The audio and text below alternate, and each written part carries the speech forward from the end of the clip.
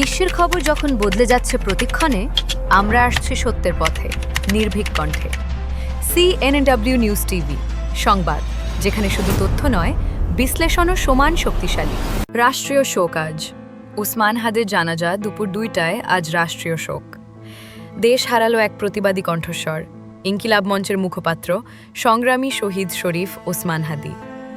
গণতন্ত্রের জন্য রাজপথেই ছিল তার জীবন। অন্যায়ের বিরুদ্ধে ছিলেন আপসহীন, নির্ভীক।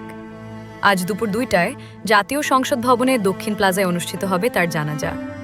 জানাজায় অংশগ্রহণকারীদের কোনো ব্যাগ বা ভারী বস্তু সঙ্গে না রাখার অনুরোধ জানিয়েছে সরকার।